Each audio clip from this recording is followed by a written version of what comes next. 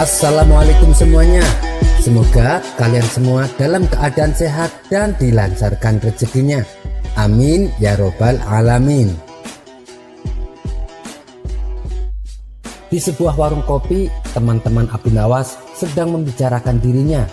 Mereka kagum dengan kecerdikan Abu Nawas. Setiap kali sang raja memberikan tantangan, selalu dapat dikalahkannya. Walhasil, Abu Nawas sering pulang membawa hadiah. Salah satu dari mereka berkata, "Aku ada ide sebuah tantangan untuk Abu Nawas, tapi kayaknya Abu Nawas tidak akan berani.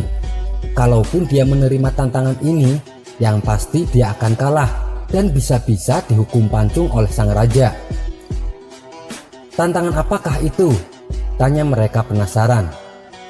"Aku akan menantang Abu Nawas untuk memantati Paduka Raja," jawabnya. Setelah ditunggu-tunggu, akhirnya Abu Nawas datang. "Nah, ini Abu Nawas datang," kata salah seorang dari mereka. "Ada apa emangnya?" tanya Abu Nawas. "Kami semua tahu, kecerdikanmu sering membuat Paduka Raja kewalahan. Apapun tantangan dari Paduka Raja bisa kamu kalahkan. Tapi kami punya tantangan untukmu. Itu pun kalau kamu berani," kata mereka membuka percakapan. "Apa yang harus kutakutkan? Tidak ada yang perlu ditakuti kecuali Allah," kata Abu Nawas menantang.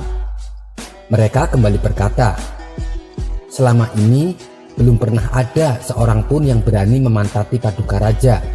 Bukankah begitu, hai Abu Nawas?" "Tentu saja tidak ada yang berani, karena itu adalah pelecehan berat. Hukumannya pasti dipancung," kata Abu Nawas memberitahu. "Nah itu dia, apakah engkau berani melakukannya?" tantang mereka. "Sudah aku katakan, aku hanya takut kepada Allah. Kalau aku bisa memantati Paduka Raja, apa imbalannya?" kata Abu Nawas balik menantang. 100 keping uang emas. Namun syaratnya Paduka Raja harus tertawa ketika kau pantati," jawab mereka.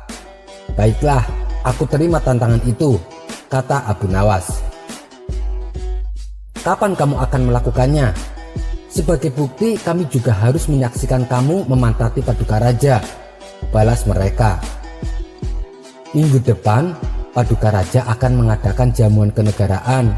Para menteri, pegawai istana, dan orang-orang diundang, termasuk aku. Hadirlah kalian di sana. Di acara tersebut nanti aku akan memantati Paduka Raja." Hari yang ditunggu pun tiba. Kawan-kawan Abu Nawas segera mendatangi acara yang diadakan oleh istana. Saat acara sudah dimulai, Abu Nawas tak kunjung datang. Sambutan dari para menteri dan petinggi kerajaan telah selesai, namun Abu Nawas masih belum juga datang. Teman-teman Abu Nawas saling berbisik satu sama lain kalau Abu Nawas tidak berani datang. Mereka pun senang karena kali ini Abu Nawas harus mengakui kekalahannya. Tibalah saatnya sambutan terakhir yang akan disampaikan oleh Paduka Raja. Semuanya terdiam mendengar pidato Paduka Raja. Saat Paduka Raja tengah berpidato, datanglah Abu Nawas. Tak seperti biasanya, kali ini Abu Nawas duduk di tempat paling belakang.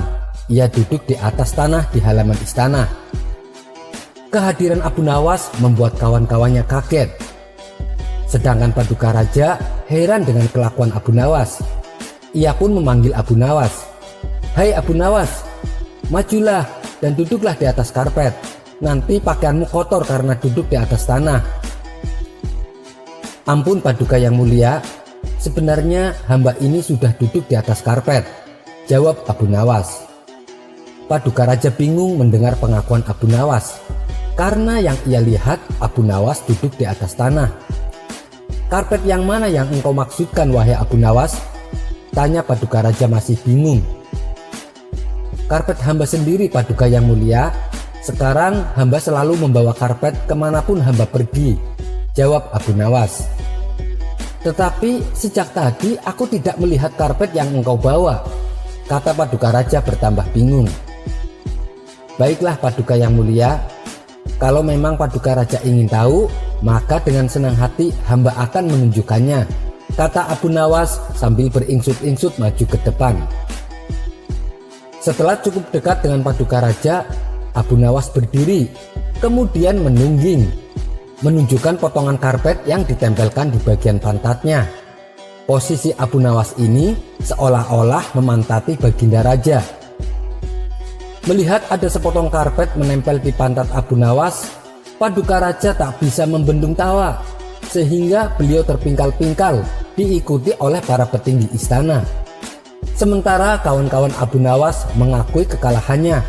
Mereka tak menyangka Abu Nawas bisa sampai secerdik itu.